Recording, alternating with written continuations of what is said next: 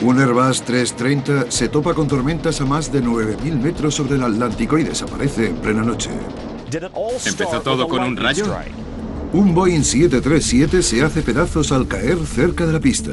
Estábamos en el aire y entonces nos caímos. Las fuerzas G destrozan un Boeing 747 fuera de control que cae en picado al Pacífico. Las caras se nos estiraban hacia atrás. No íbamos a sobrevivir. Cuando los pilotos dependen en exceso del sistema automatizado, puede suceder una catástrofe. Hemos perdido un avión con 228 personas a bordo. Nuestras reconstrucciones realistas revelarán los momentos críticos que llevaron al desastre.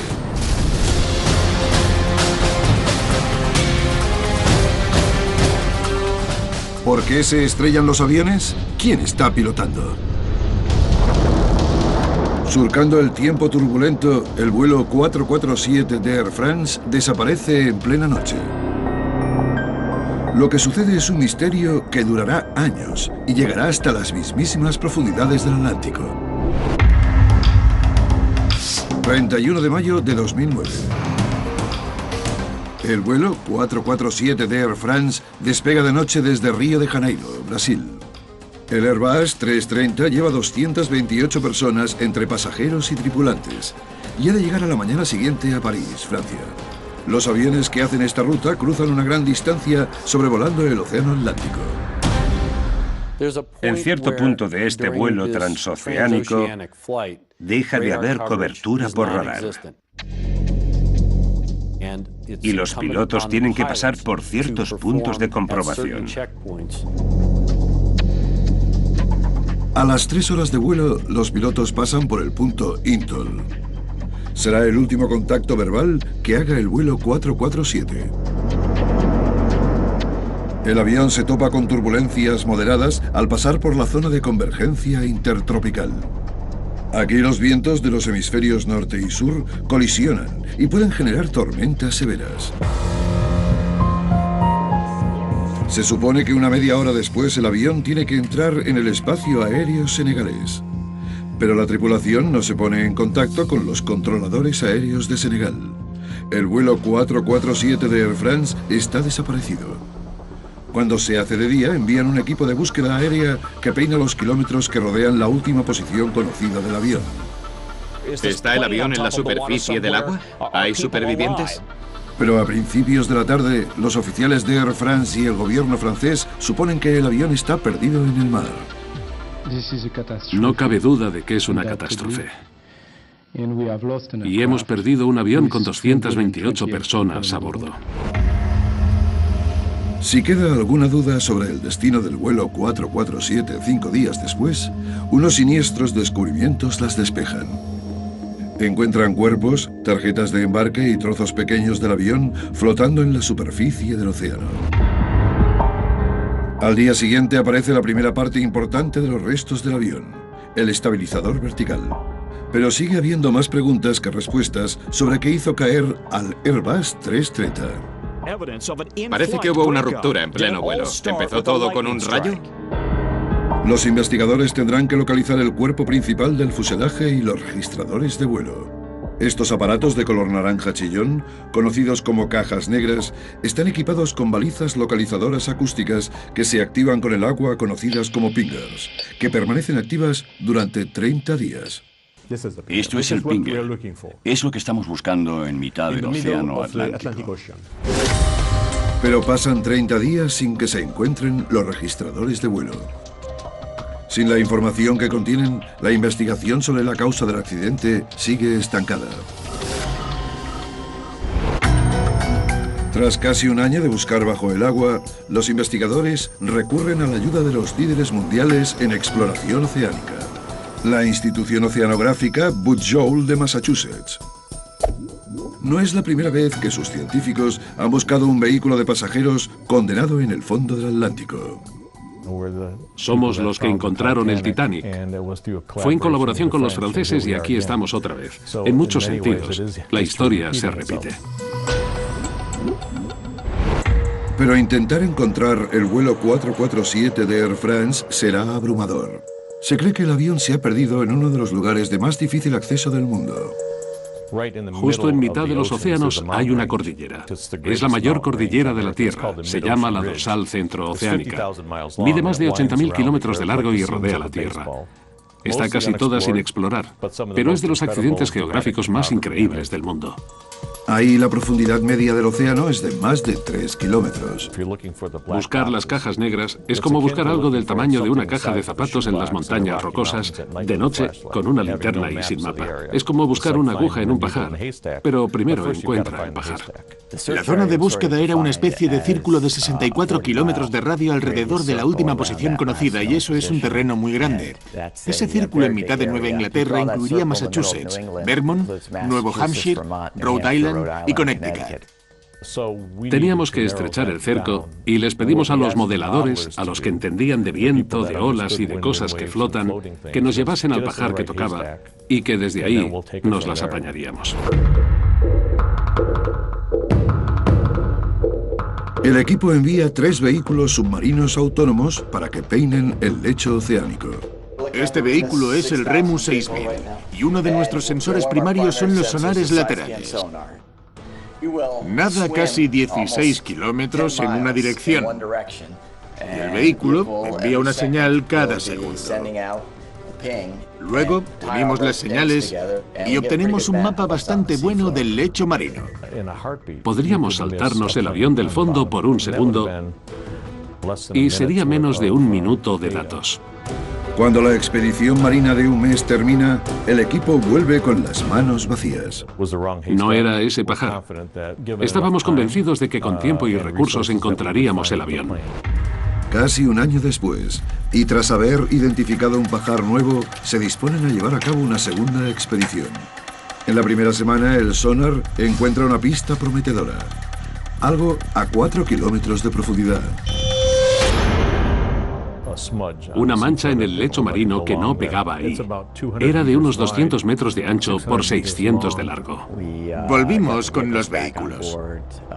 Reprogramamos uno para que volviese y usase las cámaras para sacar fotos del lugar. Cuando recibimos las primeras imágenes, quedó claro que eran del avión. Estaban el tren de aterrizaje, los motores y otras partes del avión. Aún había cadáveres en el lecho marino. No nos lo esperábamos. No pensábamos que años después pudiese seguir habiendo restos humanos allí.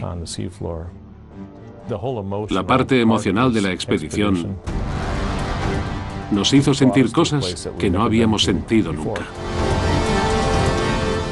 Además de los restos del avión, se recuperan 104 cadáveres. Pocas semanas después, y casi 2 años tras el accidente, los investigadores franceses localizan lo que esperaban encontrar con toda su alma: el registrador de vuelo y el registrador de voz de la cabina. A continuación, ¿bastará con la información de las cajas negras para descubrir lo que le pasó al vuelo 447 de Air France?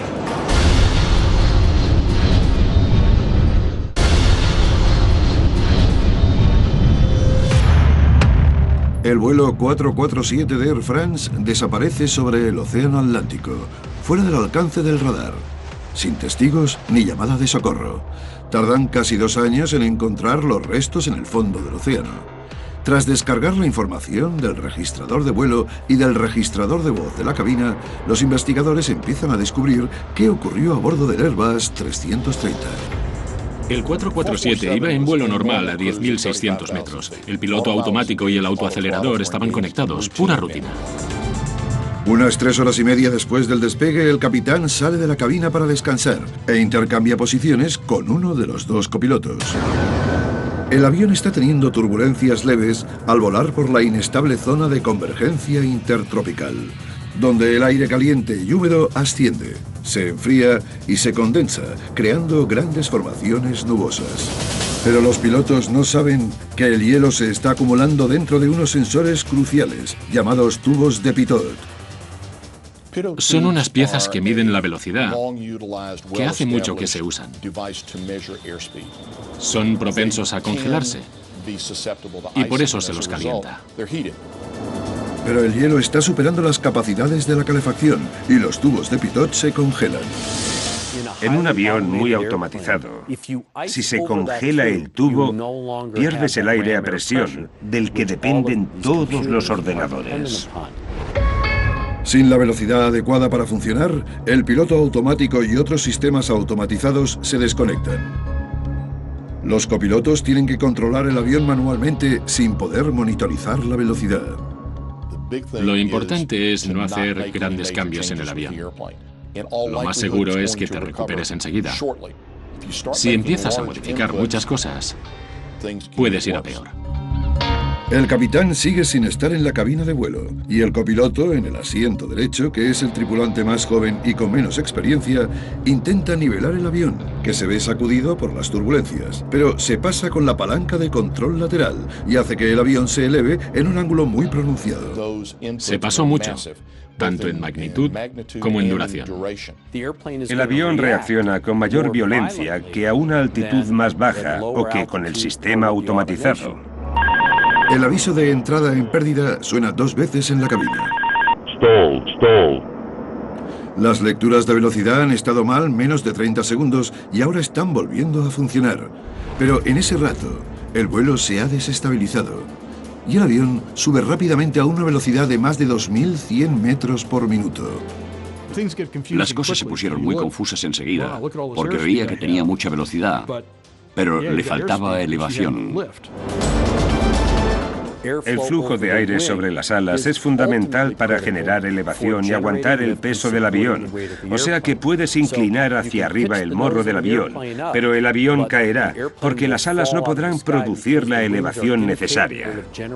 El piloto no controlaba la altitud, no sabía que estaba a 11.500 metros. Cuando el avión llegó a su altitud máxima no pudo seguir ascendiendo. Si entran en pérdida, no hay mucho aire para poder seguir volando a esa altitud. Las alas pierden elevación y el avión entra en pérdida. Empieza a caer a plomo, descendiendo a 3000 metros por minuto. En la cabina hay confusión. Los pilotos no se dan cuenta de que el avión ha entrado en pérdida. Bajar el morro es la única medida apropiada que ha de tomar el piloto. Recuperar el flujo de aire sobre las alas hace que generen elevación y salir de la entrada en pérdida. Pero el copiloto del asiento derecho hace lo contrario y sigue intentando ascender. Eso no se hace. Es justo lo contrario de lo que dice el entrenamiento. ¿Por qué lo hizo? Es algo que nadie entiende. Los copilotos llevan intentando hacerse con el capitán desde que se desconectó el piloto automático. Tardan 90 segundos en volver a la cabina. No informaron al capitán de lo que pasaba, de que no tenían control sobre el avión. Los del equipo no tenían la capacidad de resolver el problema juntos. El capitán tampoco se da cuenta de que el avión ha entrado en pérdida. Lleva cayendo casi 3 minutos. Deberían recuperarse sin problemas en 10 o 15 segundos. O sea que lo de estar 3 minutos en pérdida es una barbaridad. El registrador de voz de cabina podría mostrar al capitán dándose cuenta de que el copiloto ha estado intentando ascender, lo que ha hecho que el avión entre en pérdida. Plane to stall. But I've been at max nose up for a while. No, don't climb. En los aviones con palanca de control lateral es fácil que los movimientos leves pasen desapercibidos. O sea que es posible tener la palanca a tope y que los demás no se den cuenta. El avión está a pocos segundos de estrellarse en el océano. Seguramente los pasajeros no eran conscientes de la gravedad de la situación. Puede que solo supieran que estaban entrando en una zona de turbulencias. El vuelo 447 de Air France se estrella, con la parte inferior por delante, en el Atlántico, matando a todo el mundo a bordo. Las autopsias de las víctimas revelan fracturas de la columna vertebral y la pelvis, heridas que se corresponderían con las de alguien que estuviera sentado y se chocase contra la superficie del agua a una alta velocidad vertical. Sigue sin estar claro por qué los pilotos no se dieron cuenta de la entrada en pérdida, pese a que se oyó sonar la alarma durante 54 segundos seguidos. Puede que lo tuviesen como ruido de fondo, porque antes había sonado de forma intermitente. No sabían si valía o no, así que optaron por pasar de ella. Pero nunca lo sabremos. No hablaron del asunto. El informe investigativo francés oficial afirma que un fenómeno llamado respuesta de sobresalto pudo tener algo que ver. Se parece a cuando entras en un cuarto oscuro y salta alguien diciendo ¡Bú! Es un susto repentino, por así decirlo. Vale, el piloto automático está apagado. ¿Por qué? ¿Qué hago? Hay mucha información que procesar en muy poco tiempo. Cuando estás muy concentrado en una tarea, te desentiendes de otras. La comunicación oral es una de las primeras. Eso encaja con que el piloto no oyese y por tanto no respondiese a la alarma de pérdida. Antes del accidente del vuelo 447 de Airbus y Air France, habían reconocido los posibles problemas de congelación de los tubos de pitot y 2 días antes del choque habían empezado a modificarlos. El informe oficial mantiene que mejorar la formación de los pilotos, incluyendo ejercicios dedicados al pilotaje manual, es la lección clave del vuelo 447. Había pilotos profesionales que habían recibido formación profesional, pero a ninguno le habían enseñado a pilotar manualmente a gran altitud con estos niveles de sensibilidad. A continuación, un avión de pasajeros fuera de control se precipita contra el océano. La confusión que había en la cabina era tremenda.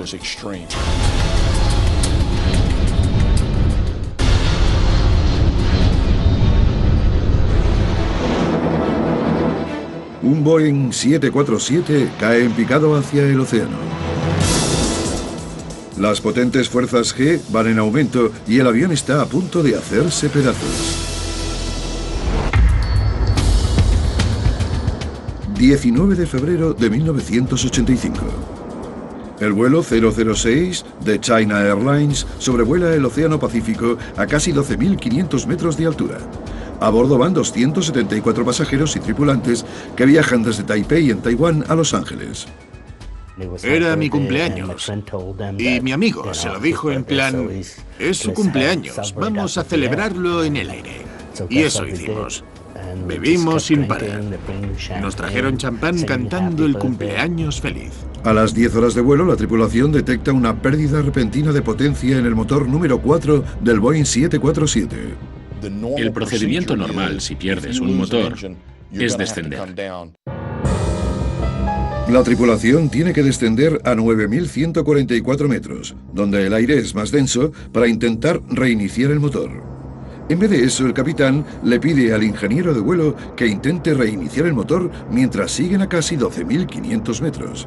El intento de reinicio fracasa y la constante pérdida de potencia empieza a ralentizar el avión, pero ese no es el único problema.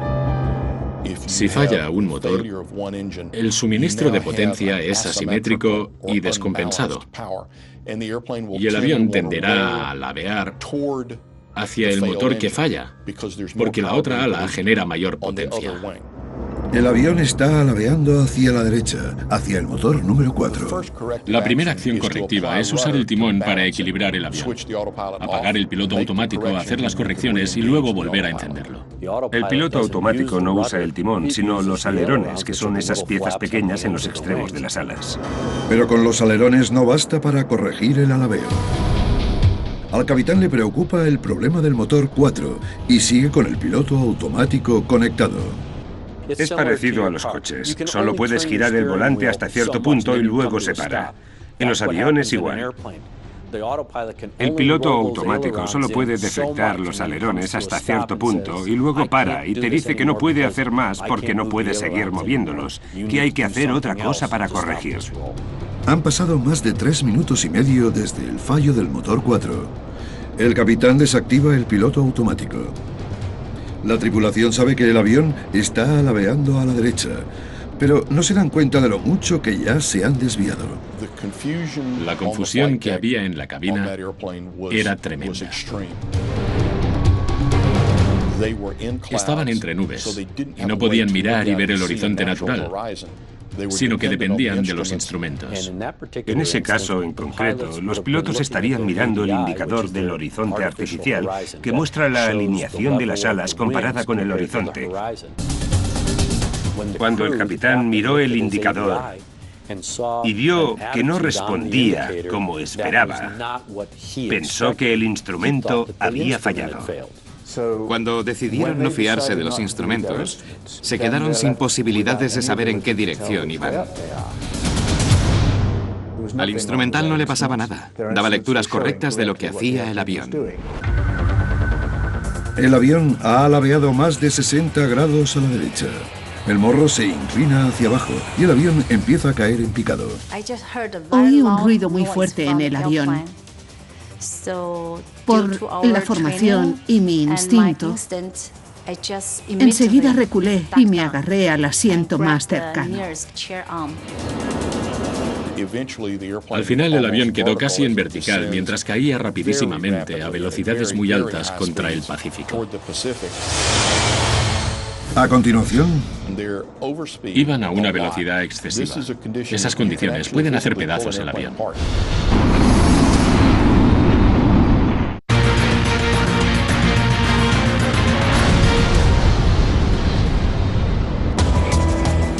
el vuelo 006 de China Airlines cruza el Pacífico cuando pierde potencia en uno de los motores, provocando que el avión alabee a la derecha.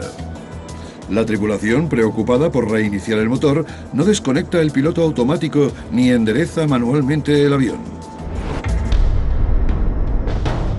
Cuando lo desconectan por fin, el avión está en posición peligrosa, porque ha alabeado mucho más de lo que la tripulación cree.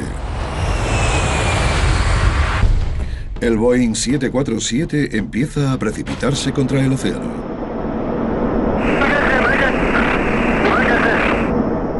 La exazafata Angie Wang acaba de servirles el desayuno a los pasajeros. De repente, noté que me pesaban las piernas y como si me fueran a lanzar hacia el techo. Todos los que nos servían empezaron a rodar por el pasillo. Las bandejas, los fideos, los vasos, todo salió volando hacia la parte delantera. Pensé que íbamos a morir. No íbamos a sobrevivir. En apenas 30 segundos, el avión ha caído más de 3.000 metros. Iban a una velocidad excesiva. Esas condiciones pueden hacer pedazos el avión.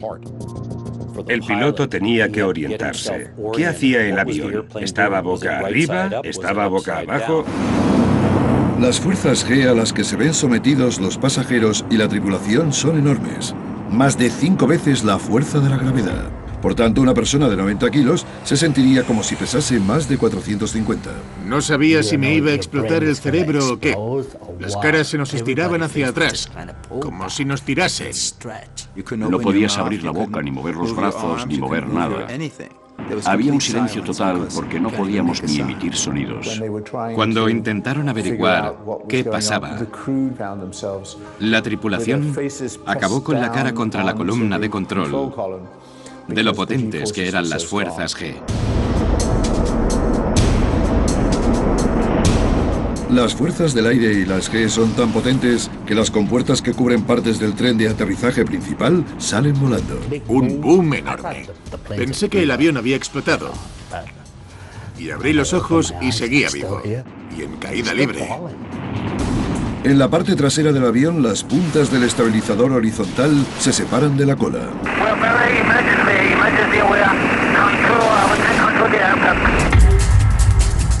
Han caído otros 6.000 metros en menos de 2 minutos. El avión atraviesa el manto de nubes y, de casualidad, está orientado boca arriba. Ahora sí tenían un horizonte natural de referencia. Podían mirar y ver dónde era arriba, dónde era abajo y cuál era la alineación de las alas. Pero solo hay 3.350 metros entre el avión y el océano. Veía el agua y las olas rompiendo cada vez más y más grandes, como si tuviese una lupa. Grité mentalmente. Dije, Dios, ayúdame. La tripulación estira al máximo la columna de control y con el horizonte intenta estabilizar el avión, pero sigue perdiendo altitud. Pareció una eternidad.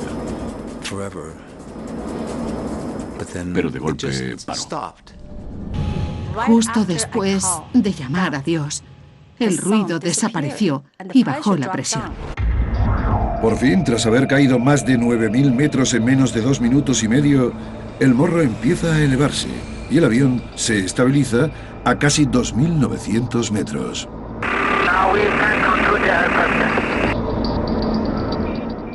El capitán fue muy hábil pilotando para sacar el avión de una situación complicada. Por desgracia, fue el mismo piloto que había metido el avión en dicha situación. El vuelo 006 ya no cae en picado, pero siguen en peligro. La tripulación se da cuenta de que con la resistencia del tren de aterrizaje les faltará combustible para llegar a Los Ángeles. En su lugar, intentarán ir a San Francisco. No sabían cuánto daño habían sufrido. Estaban pensando en si los controles de vuelo funcionarían al aproximarse a San Francisco. Conforme se acercaban, se les iban ocurriendo preguntas así. ¿Vamos a llegar? Falta hora y media, es mucho. Ahora, a menor altitud y con mayor densidad del aire, la tripulación consigue reiniciar el motor número 4. Dentro de la cabina, las fuerzas G les han pasado factura a los pasajeros. Muchos están heridos. Me hice daño en la espalda al estamparme contra el lado del avión. La gente vomitaba o se lo hacía encima en el baño o en la ropa y los asientos. Era un olor horroroso. La tripulación se prepara para aproximarse al aeropuerto internacional de San Francisco, pero el avión está dañado y no saben si podrán aterrizar de forma segura. Los que estaban en lo alto de la torre con los prismáticos estaban todos mirando el tren de aterrizaje, por si faltaba algo o había algo roto. Miré por la ventana y había ambulancias, camiones de bomberos y de todo a cada lado de la pista. El avión toca tierra y el tren de aterrizaje aguanta el peso mastodóntico del Boeing 747. Estaba emocionado de seguir vivo. Encima, en mi cumpleaños. Cuando salimos del avión, miré arriba y vi que al estabilizador le faltaban 3 metros por cada lado. Había cables colgando. Un buen agujero bajo el tren de aterrizaje. Las alas del avión también se han doblado unos 5 centímetros por las fuerzas aerodinámicas. Tuvieron mucha suerte de que el avión estuviese tan bien hecho y tan bien diseñado que pese a la maniobra extrema no se hiciera pedazos. Cuando nos reunimos con el capitán en la puerta, nos dijo: no habéis muerto por los pelos. Yo flotaba en una nube de agradecimiento por seguir vivo. Me dieron otra oportunidad.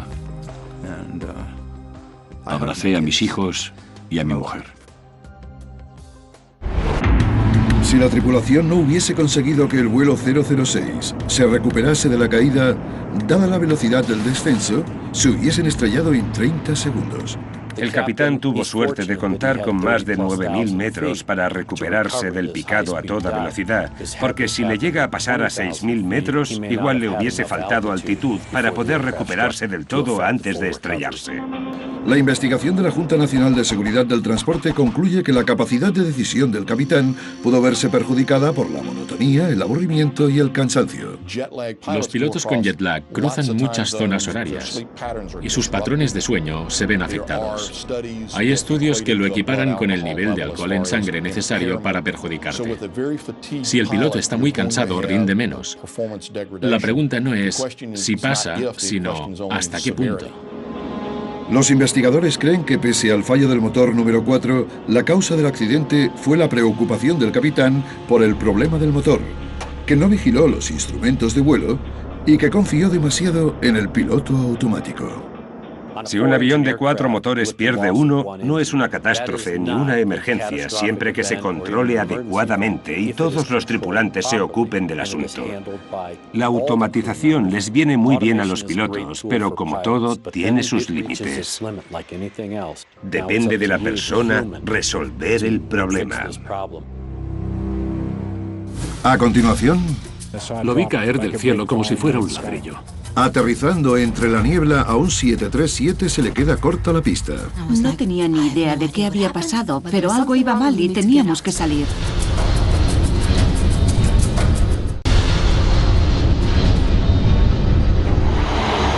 ...25 de febrero de 2009...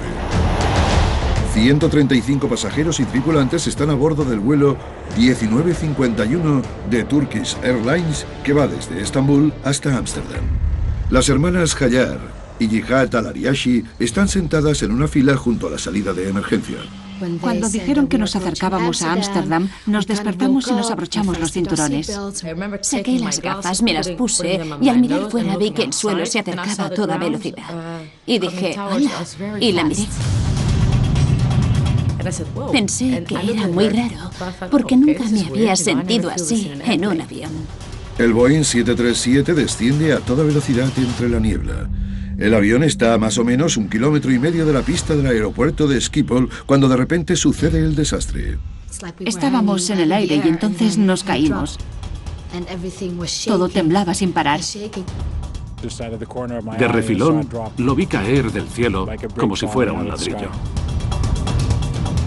El avión se estrella contra el suelo con la cola por delante. Ansgar Brenningmeier va en coche por las cercanías cuando presencia la catástrofe.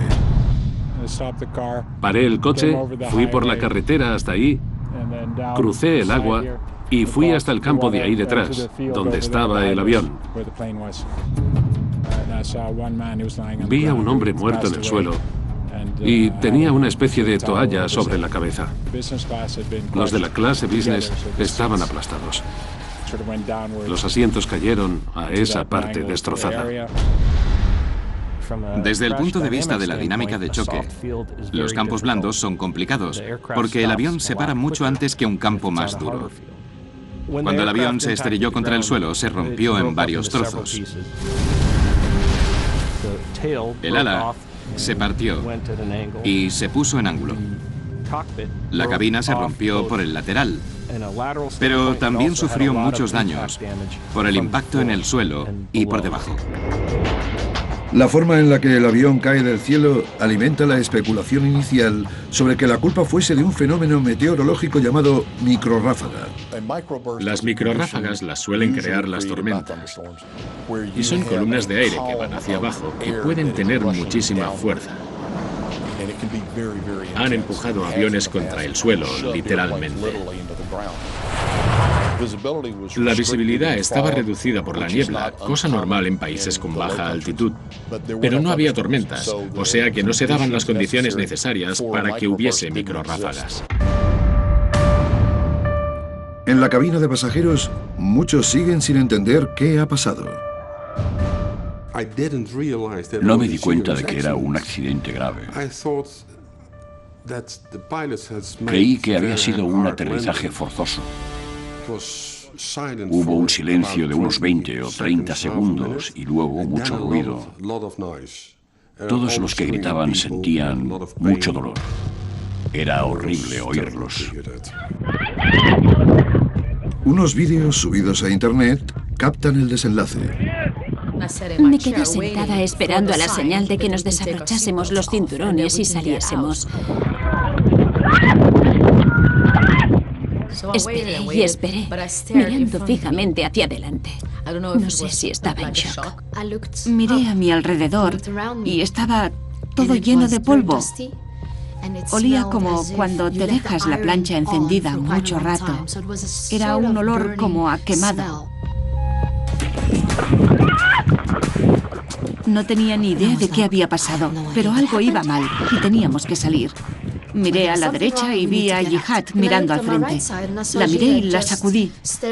Le dije que se despertara porque había pasado algo y teníamos que salir. Entonces me miró y le dije que abriese la puerta. Ella intentaba llegar a la puerta, pero tenía puesto el cinturón y le costaba levantarse. Yo no entendía nada y a ella se le notaba el pánico en la voz.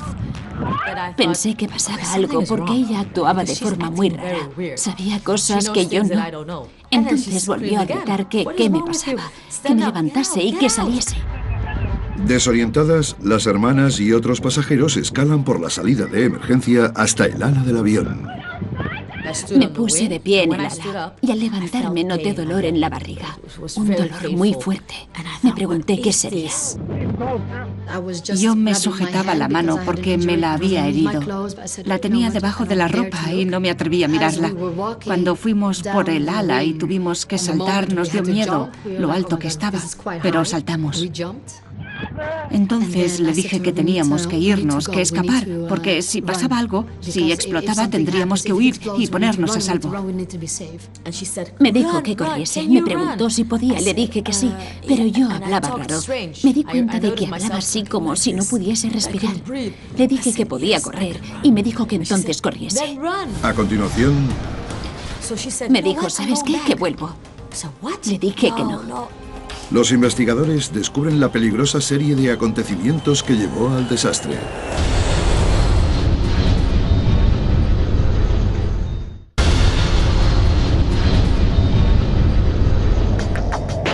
El vuelo 1951 de Turkish Airlines se acerca al aeropuerto de Amsterdam Schiphol, cuando de repente se estrella contra el suelo. Los vídeos subidos a internet captan la devastación.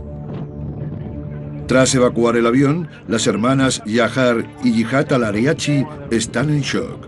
Mi hermana me dijo que había que llamar a nuestros parientes. Me dijo que el teléfono estaba en el avión. Me dijo, ¿sabes qué? Que vuelvo. Le dije que no. No podía ni hablar. Pensé que Hayar era muy imbécil. Seguía oliendo a queroseno. Podría haber un incendio e iba a volver al avión.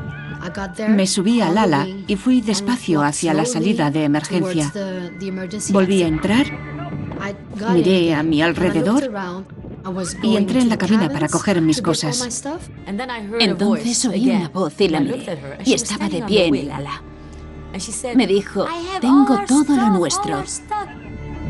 Pensé que se había vuelto loca del todo. Creo que estaba en shock, porque decía cosas sin sentido. Si me preguntasen que si volvería a un avión que se ha estrellado, diría que no. Pero hice algo que no tendría que haber hecho. A las hermanas las atienden por cortes y magulladuras leves. Mueren 9 personas, y casi todo el mundo a bordo sufre heridas, muchas de las cuales son graves. Los 3 tripulantes sufrieron heridas mortales. Los 5 pasajeros estaban en la parte delantera del avión, en primera clase. Hubo otro muerto, el auxiliar de vuelo de la parte trasera del avión, donde se rompió. Casi todas las heridas eran piernas rotas o espaldas rotas. Lo sorprendente es que los de las espaldas rotas pudieron salir andando del avión, pero en cuanto se les pasó el shock, ya no pudieron seguir caminando. El avión está destrozado, pero los trozos desperdigados les dan a los investigadores las primeras pistas de qué ha pasado. Los motores estaban por delante de los restos principales, o sea que habían llegado más lejos que el resto del fuselaje. Eso podría significar que los motores estaban en marcha. Parece que los motores funcionaban, pero no se sabe mucho más. Para intentar descubrir qué ha pasado, los investigadores localizan el registrador de datos de vuelo y el de voz de la cabina.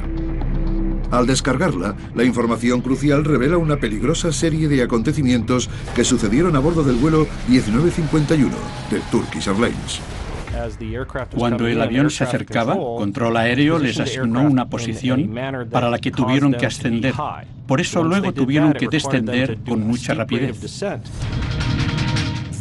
Iban más rápido de lo que debían.